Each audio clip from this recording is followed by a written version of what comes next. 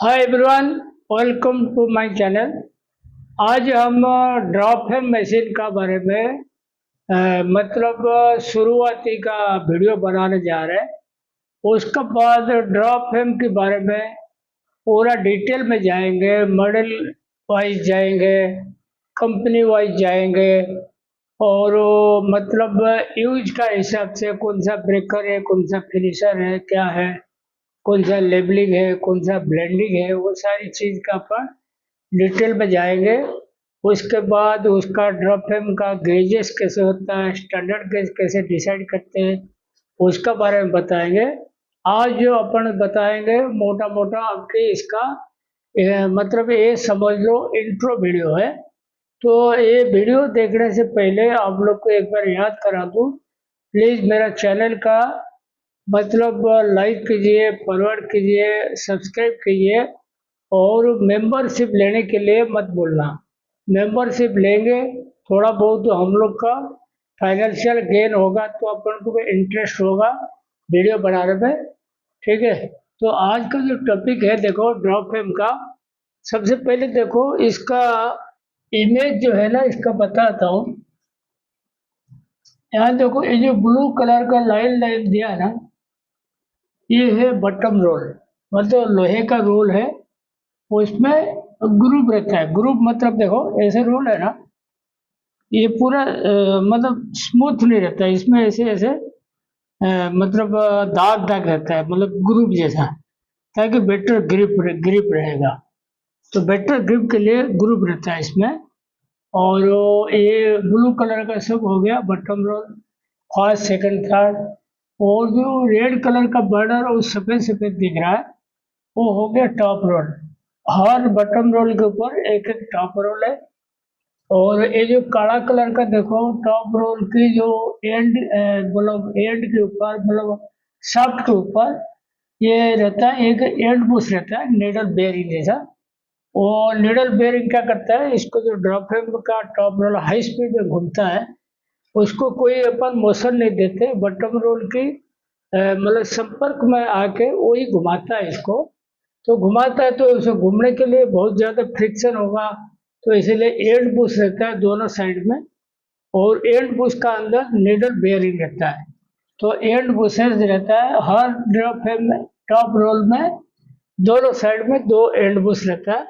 और उसके बाद सैडल फॉर प्रेसिंग, ये जो हरा कलर का देख रहे हो ना, टॉप रोल का एंड पुश के ऊपर वो दबा के रखता है, ताकि ग्रिपेज बराबर रहे, मटेरियल पकड़ के ड्राफ्ट हो, मतलब बराबर खींच के बराबर इसको सही करा है प्रेशर से।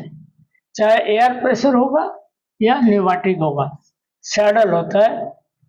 फिर प्रेशर बार देखो, प्रेशर बार होता है ये ऐसा चीज है कि स्टील का एक पट्टी रहता है, ऐसा देखो ऐसे पट्टी रहता है, इसका दोनों साइड में ऐसे शाफ्ट रहता है।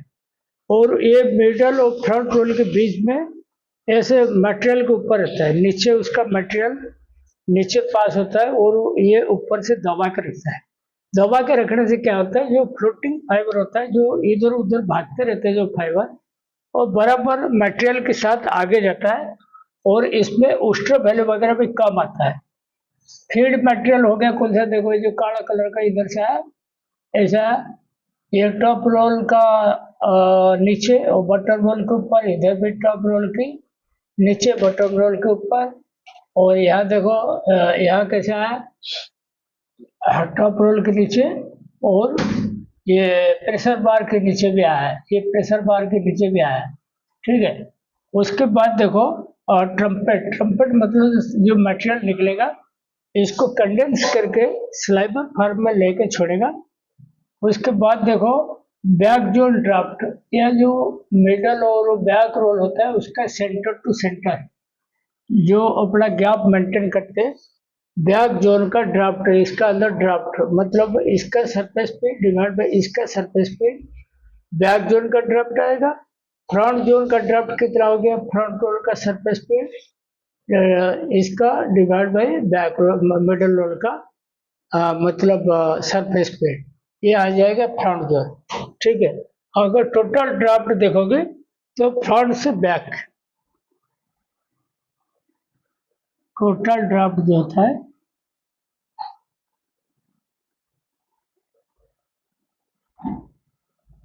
फ्रंट टू बैक, ठीक है। तो ये हो गया इसका मशीन का जो आपकी फंडामेंटल चीज़ है, जो इमेज है। तो इसमें ऐसा नहीं कि 3 बॉटम रोल 3 टॉप रोल रहेगा, कोई 4 बॉटम रोल 4 टॉप रोल रहता है, कोई 5 बॉटम रोल 3 टॉप रोल रखता है। तो ऐसा वो मशीन का मेक का ऊपर डिपेंड करता है किस प्रकार का बॉटम रोल का और टॉप रोल का अरेंजमेंट देगा, ठीक है। और इसका ऑब्जेक्टिव देखो, अपन जैसे ड्रॉप है अपन लेते हैं, उसका क्या क्या मतलब मकसद क्या है। अपन स्पिनिंग मिल में ड्रॉप हम जो लगाते हैं उसका ऑब्जेक्टिव क्या क्या देखो। सबसे पहले देखो पैरालाइजेशन ऑफ फाइबर। जैसे आपको मालूम है कि मतलब कार्डिंग का फाइबर जो होता है पूरा पैरेलल नहीं रहता, थोड़ा हाइपोजेट रहता है। जैसे स्लाइबर का एक्सिस जैसे ऐसा है ना, तो फाइबर ऐसे ऐसे आड़ा टेढ़ा रहेगा, ऐसे आड़ा टेढ़ा रहेगा, कोई ऐसे इस पे पैरेलल नहीं रहेगा। और जो ड्रॉप हम कर दोगे ऐसे हो जाएगा, जो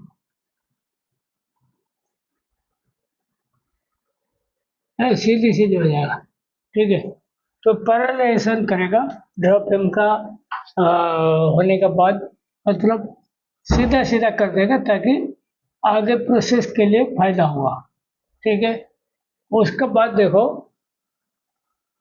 drafting of fibre. Drafting of fibre मतलब क्या होता है, जैसे आपको मालूम है जैसे अपन ड्रॉपम में कभी 6 डिब्बा लगाते हैं कटिंग का, कभी 8 डिब्बा लगाते हैं।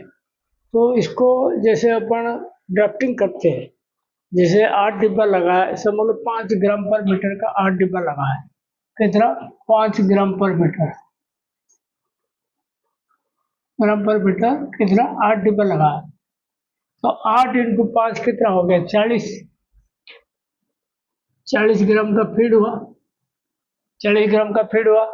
जब वो इसको निकालेंगे, इसको ड्राफ्ट दे के 40 की जगह फिर कर देगा अपन 4.5 कर देंगे या 4.7 कर देंगे ग्राम पर मीटर।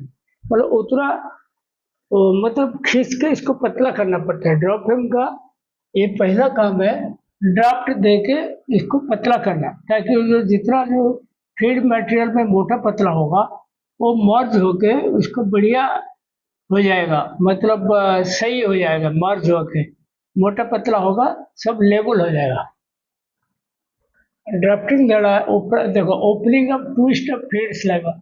जैसे कि आपको कार्डिंग का जो मैं पढ़ा रहा था, बताया था लास्ट में एक पॉइंट, तो इसमें स्लाइड ट्विस्ट देते हैं ताकि आगे वाला प्रोसेस में स्लाइवर क्रील में ना टूटे।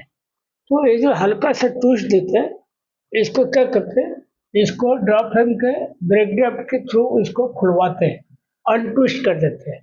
Opening of twist of feed sliver, removal of dust and micro dust. तो माइक्रो डस्ट और डस्ट होता है वो ड्रॉप हेम से निकल जाता है और शॉर्ट फाइबर भी निकल जाता है। तो फाइबर जो होता है, फाइबर का 5% अपील लेंथ मतलब ओवरऑल लेंथ बढ़ जाता है, क्योंकि शॉर्ट फाइबर पूरा हट जाता है। Straightening of hook fibres. Hook fibre क्या होता है देखो, जैसे आपको बता दूं एक बार, जैसे समझ लो प्रोसेस में जैसे प्रोसेस करते हैं, कोई फाइबर फाइबर ऐसे रहता है, कोई फाइबर ऐसे रहता है, यहाँ मुड़ा हुआ रहता है, यहाँ मुड़ा हुआ रहता है। तो जब ड्राफ्टिंग करेंगे, जैसे यहाँ से खींचेंगे, तो ये वाला फाइबर खींचने के बाद क्या हो जाएगा, ऐसे ही सीधा हो जाएगा।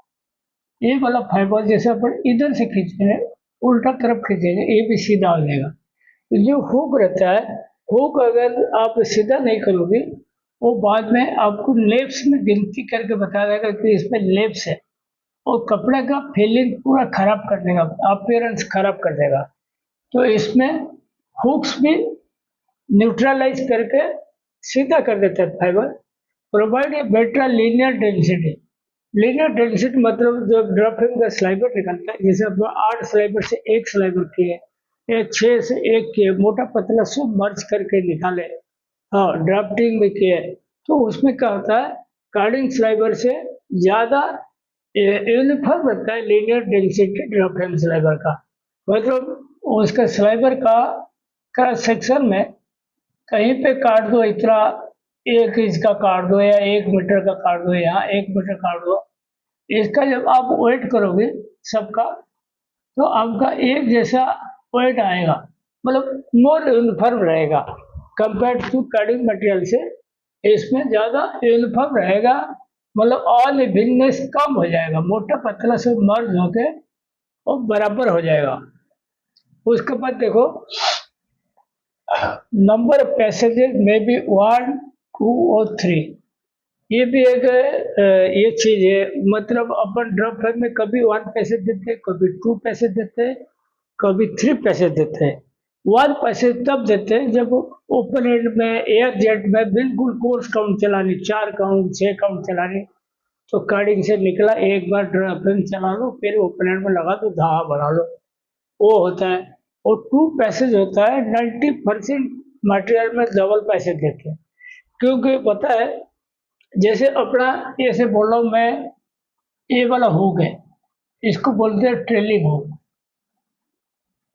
जब यहाँ से अपन ड्राफ्टिंग डेक खींचेंगे तो ये फाइबर सीधा हो जाएगा, ठीक है। और ये फाइबर सीधा हो जाएगा, समझ लो कोई फाइबर ये खींचने के टाइम में कोई फाइबर ऐसा भी है, आगे हुक है, तो आगे हुक के जब इधर से खींचेगा वो खुलेगा नहीं, वो ऐसे ही आजीटी रह जाएगा। तो इसका खींचने के लिए क्या होता है, फिर एक बार और एक पैसेज देंगे तो इधर से खुजेगा। मतलब कार्डिंग का जो ड्रॉप फ्रेम का जो डिब्बा है, ऐसे कैन है, जैसे आपने ऐसे ऐसे माल भरा, जब आप माल भरा, ये वाला हुक आपका क्लियर हो गया। जब इधर से फिर से अगला ड्राइंग में लगाओगे तो ये वाला हुक आपके फिर उसे उल्टा हो जाएगा, इधर से खींचेगा, तो ये क्लियर होगा। तो कुल मिला के अगर ट्रेलिंग हुक लीडिंग हुक दोनों आपको निकालने हैं तो 2 पैसे देना है। और सिंगल पैसे तो इसीलिए देते हैं जहाँ पे क्वालिटी का कोई मतलब नहीं रहता है, पोस्ट काउंट रहता है, दरी के लिए बेडशीट के लिए धागा बढ़ाते हैं, वहाँ सिंगल पैसे देते हैं। और 3 पैसेज वहाँ देते हैं जहाँ पे ड्रॉप में ब्लेंडिंग करते हैं डिफरेंट टाइप ऑफ मटेरियल का।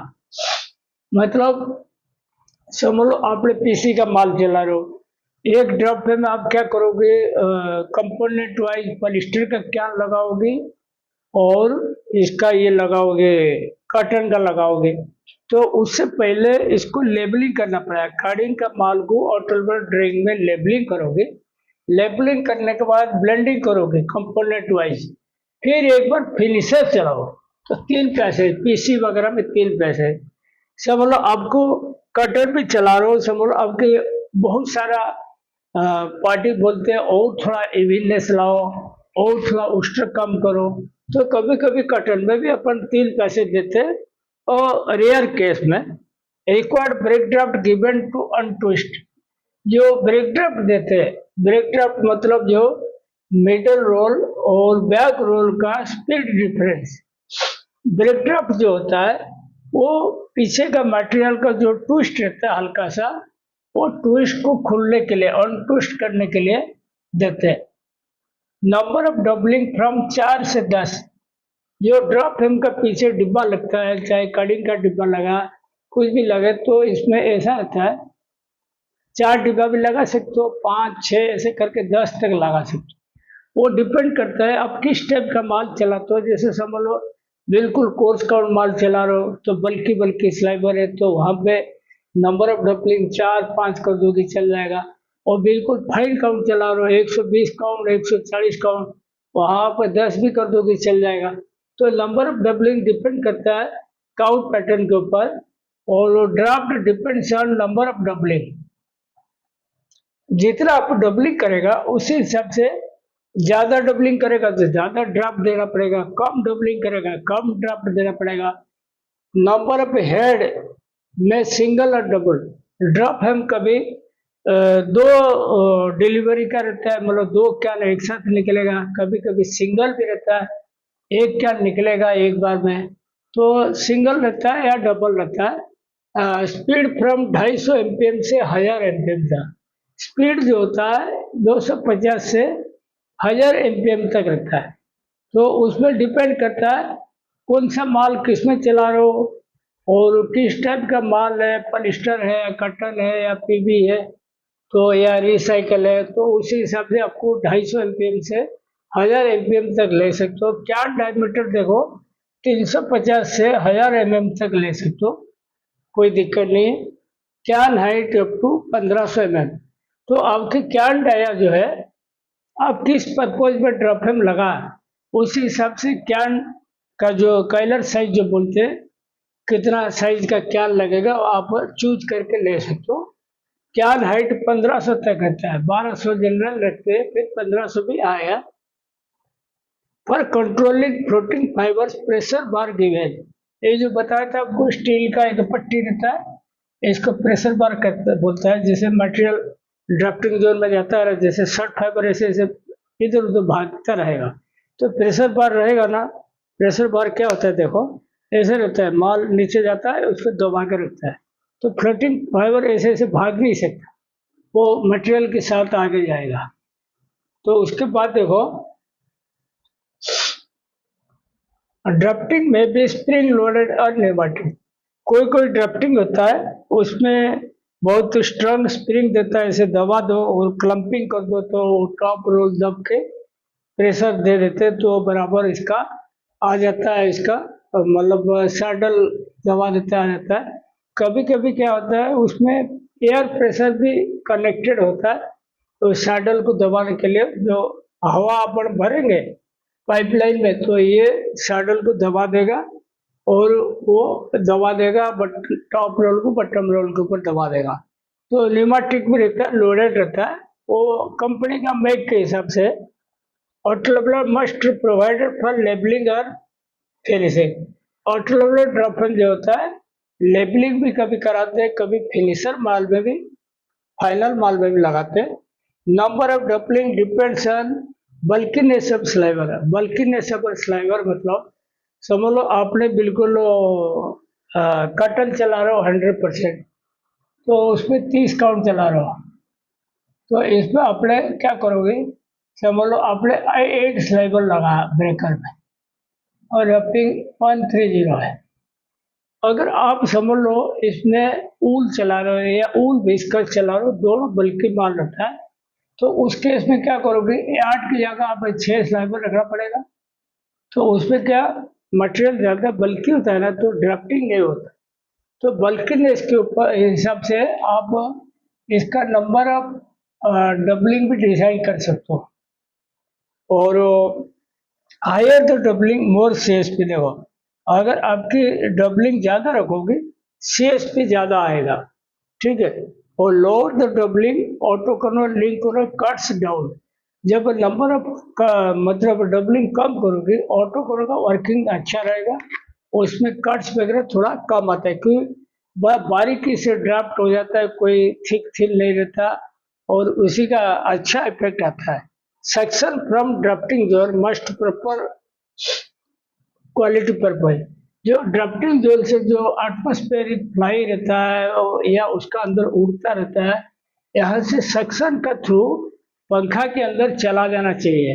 अगर आपकी पंखा बराबर नहीं जाएगा उसमें dust micro dust short fibre नहीं जाएगा तो आपकी वही सब चीज मटेरियल के साथ जाके खराब करेगा। और higher the doubling lower the count से भी जितना डबलिंग बढ़ाओगे आपके अल्टीमेटली काउंट से भी आपके रिम फ्रेम तक भी बढ़िया आएगा, मतलब आगे का प्रोसेस में तो आएगा रिम फ्रेम तक बढ़िया आएगा। अच्छा बॉटम रोल के देखो आज पर 5% ऑफिस लेंगे, जो ऑफिस का अपन टेस्ट करते हैं जैसे अपना कार्डिंग में समझ लो ऑफिस लिंक था 33.5 है तो उसी हिसाब से इसका बॉटम रोल डिसाइड करेगा बैक जोन में कितना देगा फ्रंट जोन में कितना देगा। तो ब्रेकर का हिसाब से फिनिशर का गेट डिसाइड होगा और कार्डिंग का हिसाब से ब्रेकर का होगा। ड्राफ्ट में भी बाय गियर और डिस्प्ले। ड्राफ्ट किसी किसी में गियरिंग सिस्टम रहता है, चेंज पिनियन चेंज करके या draft change piston pinion change करके इसको ड्राफ्ट सेट करते हैं। कभी कभी डिस्प्ले में डाल दो तभी भी ड्राफ्ट ले लेता है, जो ऑटोमेटिक ड्राइंग होता है, लेटेस्ट ड्राइंग उसमें हो जाता है। Lower the oyster value improve sliver quality, आपके जितना कम से कम ओस्टर आएगा उतना बढ़िया आपकी स्लाइबर क्वालिटी रहेगा। और जब प्रिकॉशन से देखो, ड्रॉप फ्रेम को अगर अपन सक्सेसफुल करना है उसमें क्या क्या अपन को प्रिकॉशन लेना पड़ेगा। सबसे पहले देखो, cleaning of fan in each drop, जैसे बोला ना इसका अंदर से सेक्शन हो गए, पंखा के अंदर micro dust, shirt fibre dust सब जाता है, तो जैसे डिब्बा डफिंग होगा, भर गया और निकलेगा, उस टाइम पंखा में से हाथ मार देना। कोई कोई ड्रॉप फ्रेम में नया सिस्टम दिया, पंखा के ऊपर एक वाइपर जैसा रहता है, जैसे कार में कांच के सामने नहीं रहता, ऐसे साफ करता है पानी गिरता है जब, ऐसे ही उसमें ऐसे वाइपर जैसा है, पंखा के ऊपर जो जाली रहता है वो जाली में बीच बीच में ऐसे मार देगा, तो पंखा वाला जो माल है, शर्ट फाइबर है, माइक्रोडॉट नीचे गिर जाएगा, सेक्शन होके चला जाएगा। तो वो तो हो गया लेटेस्ट। अगर नहीं होगा तो हर ड्रॉप में साफ करना। कैन लेंथ फीड एज पर कैन साइज या रफिंग, कैन का कितने कैपेसिटी का कैन है, समझ लो 15 किलो का है, 20 किलो का या 50 किलो का, जो भी कैन साइज है, रैपिंग के हिसाब से इसको कैन लेंथ भरना। कैन लेंथ ज़्यादा ओवर भरोगे, स्लाइबर स्लाइबर के बीच में चिपक जाएगा, चिपक के पूरा मतलब क्वालिटी खराब कर देगा। तो कभी कभी बहुत ज़्यादा भर देगा तो डिब्बा निकलना भी भारी पड़ जाएगा। तो कैन का लेंथ होता है और मीटर में भरा जाता है, वो कैन कैपेसिटी के ऊपर और रफिंग के ऊपर डिपेंड करेगा। Before dumping keep empty cans, doff आने से पहले एम्प्टी कैन बराबर व्यवस्थित लगा के रखना, ताकि भरा हुआ डिब्बा निकल जाएगा, एम्प्टी कैन अंदर ले लेगा। Drafting zone cleaning in every 2 hour, जो ड्राफ्टिंग जोन मतलब bottom roll, top roll, stripper, हाँ इसका नीचे भी स्ट्रिपर लगता है, आगे ऊपर भी स्ट्रिपर रहता है, वो फ्लाई अटकाने के लिए, ताकि फ्लाई मटेरियल के साथ ना जाए। तो स्ट्रिपर वगैरह सब सफाई करना टाइम पे। Alter top rollers in every 2 hours, top roll देखो, जैसे फ्रंट रोल होता है ना, बहुत तेजी स्पीड में घूमता है, मिडिल रोल थोड़ा और कम रहेगा, ये पूरा कम स्पीड रहेगा। समझ लो इसको, अगर आपने टॉप रोल अगर टाइमली आप इंटरचेंज नहीं करोगे, ये गर्म हो जाएगा, गर्म होकर वो रबड़ का रहता है, वो मेल्ट कर जाएगा, फट जाएगा। तो इसीलिए टॉप रोल हमेशा 2 घंटे में मतलब अल्टर करना जरूरी है। Do not exchange top roller among drop frames, drop frame to drop frame जो होता है उसका आपस में टॉप रोल बदली नहीं करना, क्योंकि समझ लो एक ड्रॉप फ्रेम में आपकी 38 mm का डाया का चल रहा है, रोल चल रहा है, तीनों रोल 38 mm का, समझ लो बाजू वाला ड्रॉप फ्रेम में 37 mm चल रहा है। आप अगर इधर से लेके यहाँ लगा दिया तो कोई 38 हो गया, कोई 37 हो गया, जब ये जो प्रेशर, ये जो सैडल जब दबाओगे, जो कम डाया वाला टॉप रोल है माल को नहीं दबाएगा, उठा हुआ रह जाएगा, तो इसके कारण क्या होगा, स्नाइपर का क्वालिटी खराब हो जाएगा, उस्टर ज़्यादा आएगा, थिक थिन रहेगा, लंग थिक आएगा, सब प्रकार का बीमारी आएगा। तो कभी आपस में टॉप रोल इंटरचेंज नहीं करना। Grease and bushes on daily basis, सुबह सुबह क्या करना है, जो एंड बुशेस है ना 7 नंबर वाला जो है, इसको निकाल के इसको साफ कपड़ा से अंदर से साफ करना और उसे बढ़िया क्वालिटी का ग्रीज लगाना, ताकि जो टॉप रोल का जो साफ्ट है उसका अंदर घुसेगा, ग्रीज रहेगा तो फ्रीली घूमेगा और जल्दी गर्म भी नहीं होगा, खराब नहीं करेगा, क्वालिटी खराब नहीं करेगा खाते का।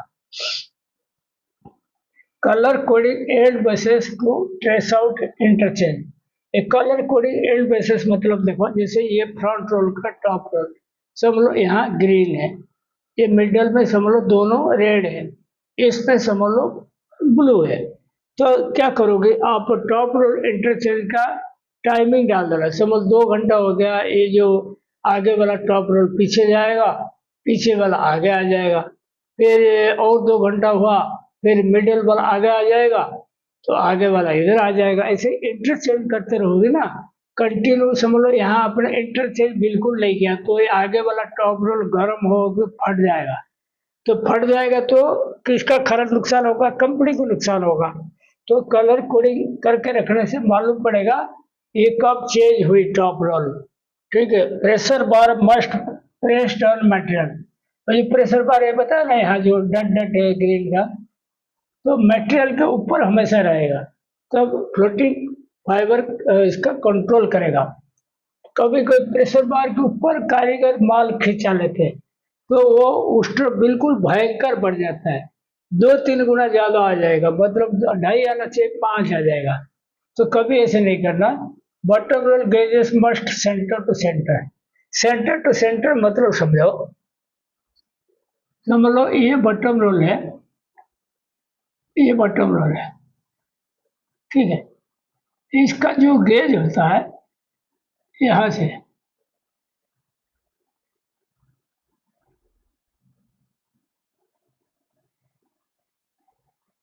यहाँ तक का जो नाप होता है उसका गेज बोलते हैं। यह क्या करोगे, इसका आधा डाया ए, इसका आधा डाया ए प्लस इसका नाप ले लेना, ए आधा वो जोड़ देना, वो भी गेज आ जाएगा। तो गेज होता है सेंटर टू सेंटर होता है, ध्यान रखना। Top roll must buffed in every 15 दिन। 15 दिन का अंदर टॉप रोल होता है क्या, देखो कट्स जो होता है रबड़ जैसा रहता है, सब रहता है थोड़ा। इसको अगर 15 दिन में एक बार पॉलिश नहीं मारोगे तो दाग हो जाता है, कहीं घिस गया ज़्यादा, कहीं कम घिस गया। तो इसको इसीलिए 15 दिन में एक बार पॉलिश करना, बफिंग करना जरूरी है। प्रेशर बार पेनिट्रेशन एज पर मटेरियल क्वालिटी। मटेरियल में समझ लो ज़्यादा शर्ट फाइबर है तो प्रेशर बार थोड़ा दबा के रखना, उसमें रहता है 1 mm पेनिट्रेशन, 2 mm मटेरियल का जो पाथ है स्लाइबर समझ लो ऐसे गया, देखो समझ लो स्लाइबर आपके ऐसे गया, ऐसे गया। तो प्रेशर बार जो होता है ऐसे रहता है, ऐसे दबाता है इसको। तो जैसे ये प्रेशर बार थोड़ा फाइबर को यहाँ तक दबा दिया, ये 1 mm दबा दिया, तो इसको बोलेंगे 1 mm पेनिट्रेशन, कभी 2 mm, कभी 3 mm। जितना ज्यादा पेनिट्रेशन कराओगे उतना शर्ट फाइबर कंट्रोल करेगा। तो फाइबर क्वालिटी का ऊपर डिपेंड करता है कितना दबाना है। कैन चेंजर में लीनियर और रोटरी टाइप, आपको बताया था पिछले बार, रोटरी मतलब कैन ऐसे मैगजीन में घूमता रहता है, लीनियर मतलब ऐसे टकलते ऐसे कैन ऐसे आगे हो जाएगा। तो दोनों चीज रहता है। Set mechanical draft +-3 and set auto leveller. कोई भी ऑटो लेवलर सेट करते हो मैकेनिकल ड्राफ्ट मतलब गियर चेंज करके या फीड करके 3% के अंदर, रेंज के अंदर रखना। 3% मतलब समझ लो स्टैंडर्ड रफिंग आपकी 0.100 समझ लो, तो 0.097 से 0.103 तक आपको सेट करना पड़ेगा मैकेनिकल ड्राफ्ट। 100 अगर रफिंग है 3% प्लस माइनस, तब जाकर ऑटो ऑन करना, फिर डिस्टर्ब रैपिंग सेट करना, फीड करना, फिर इसको ओके करना, फिर रिपीट करना, फिर इसका रैपिंग फीड करना, तो बराबर आ जाएगा फिर। अच्छा, कीप बिगर साइड ट्रम्पेट्स पर ब्रेकर के लिए देखो ट्रम्पेट थोड़ा बड़ा सही लगना, क्योंकि फाइबर ज्यादा पैरेलल नहीं होता। जब फिनिशर होगा थोड़ा छोटा लोगे ट्रम्पेट चलेगा। Check sliver stop motion every shift. Sliver stop motion समझ लो क्रील होता है, क्रील में डिब्बा लगा है, 8 डिब्बा लगा है, 6 डिब्बा लगा, समझ लो एक एक स्लाइबर अब कट जाएगा, वो ऑटोमेटिक बंद होना चाहिए। वो स्टील रोलर होता है, अर्थिंग लगता है, मतलब मटेरियल गैप पे खत्म हो गया, दोनों स्टील रोलर होता है जो टच कर जाएगा, टच कर जाएगा, अर्थिंग ले लेगा, मशीन बंद हो जाएगा। अगर वो काम नहीं करता होगा तो स्लाइबर कट भी जाएगा, चलता रहेगा, वो क्या होता है लग थिन प्लेसेस आएगा, क्वालिटी खराब होगा, ब्लेड वेरिएशन आएगा। तो स्टॉप मोशन हमेशा चेक करना चाहिए, ध्यान रखना। Top roll must clean in 2 hourly petrol और सीटीसी। टॉप रोल होता है पेट्रोल से या सीटीसी से 2 घंटे में सफाई करना, जब इंटरचेंज करोगे उस टाइम कर देना। और do not allow under size top rollers, जो साइज होता है रिकमेंडेड साइज है, समझ लो आपकी इसमें एक ड्रॉप में आपकी 40 mm का कार्ड्स लगता है, तो उसमें 38 mm से नीचे अगर हो गया, उसका नीचे आ गया तो कभी यूज नहीं करना। तो यूज करोगे तो आपका क्वालिटी का प्रॉब्लम आएगा। तो under size roll recommended size से ज़्यादा पतला हो गया तो इसको यूज नहीं करना। उसके बाद देखो, follow shore hardness of cards as पर मटेरियल। शोर हार्डनेस मतलब समझ लो कोमल का टर्न चला लो तो आप 65 डिग्री शोर हार्डनेस मतलब बहुत सख्त कट्स लगानी पड़ेगी।